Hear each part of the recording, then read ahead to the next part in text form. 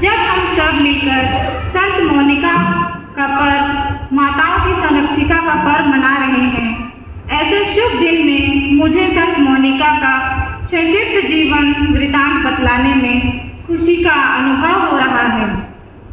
प्रेरक माता संत मोनिका का संक्षिप्त जीवन वृतांत। उत्तरी अफ्रीका के तागेस्ट वर्तमान अल्जीरिया नगर में एक क्रिस्त परिवार में सन 331 में संत मोनिका का जन्म हुआ था। संत मोनिका हिप्पो अगुस्टिन की माता थी, जिन्होंने अपने लेखों एवं आध्यात्मिक चिंतनों में अपनी माँ के सद्गुणों के बारे में विस्तार से चर्चा की है। मोनिका का विवाह उसी नगर के पत्रिसियस नामक युवक के साथ कर दी गई। वह युवक गैर क्रिस्तीय था। वह क्रोधी और दुष्चरित्र वृत्ति का था, जिससे मोनिका का जीवन अत्यधिक दुखी हो चला था। मोनिका का जीवन निरंतर चुनौतियों से भरा रहा, किंतु ईश्वर में विश्वास के कारण उन्होंने सब कुछ चुपचाप धैर्यपूर्वक सह लिया।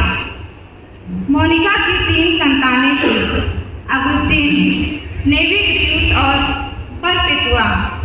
अपने धैर्य और अपनी प्रार्थनाओं द्वारा सन 370 ईस्वी में वे अपने पति और अपनी सास के मन परिवर्तन में सफल हो गई।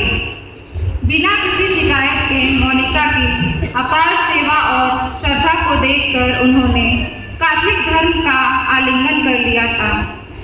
इसके 1 वर्ष बाद ही मोनिका के पति की मृत्यु हो गई। परपेतुआ और नेविग्रियुस ने माँ के पद चिन्हों पर चलकर ईश्वर में मन लगाने का प्रण किया और धर्म समाजी जीवन का चयन कर लिया, जबकि अगुस्टिन का हृदय कठोर ही बना रहा। माँ के बहुत कहने पर भी वे ईश्वर में मन नहीं लगा पाए। प्रार्थनाओं में उनका मन नहीं लगता था। इसके बावजूद मोनिका ने धैर्य नहीं खोया।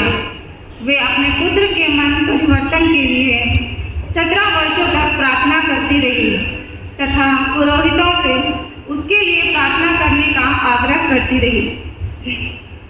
पति के मृत्यु के समय मोनिका के बड़े बेटे अगुस्टिन की उम्र 17 वर्ष की थी। माँ की सारी आशाएं बड़े बेटे पर टिकी थी, परंतु एक दिन पता चला कि अगुस्टिन अनैतिकता में लिप्त है, तो मोनिका का हृदय पीड़ा से तड़प उठा। वह बेटे के मन परिवर्तन के लिए लगातार प्रार्थना करती थी तथा पुरोहितों से अपने लिए प्रार्थना करने का आग्रह करती रही। पुरोहित ने उन्हें यह कहकर सांत्वना दी कि ऐसा कदापि संभव नहीं कि इतने अधिक आंसुओं से सींचा गया पुत्र लुप्त हो जाए। पिता की मृत्यु के बाद अगुस्टिन आगे की पढ़ाई के लिए कार्थेज भेजा गया। वह बुद्धिमान और एक अच्छा वक्ता था, इसलिए वह अपना वक्तव्य देने के लिए रोम जाने का निर्णय किया। माँ किसी भी कीमत पर बेटे को रोम नहीं जाने देना चाहती थी, पर वह अपनी माँ को धोखा देकर रोम जाने में सफल हो गया।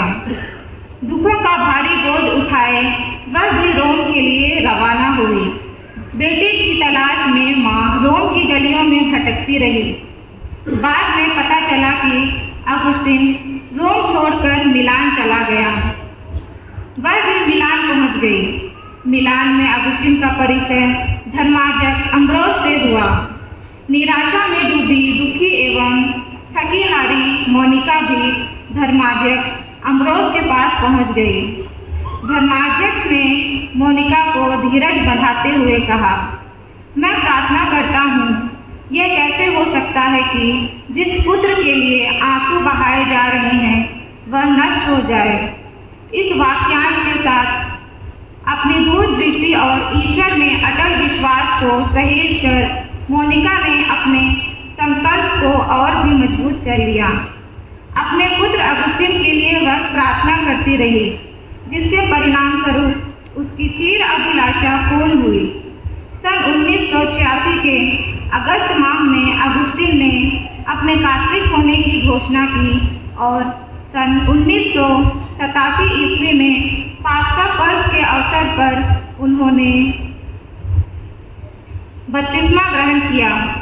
कुछ समय बाद उसने मां को बताया कि वह पुरोहित बनना चाहता है।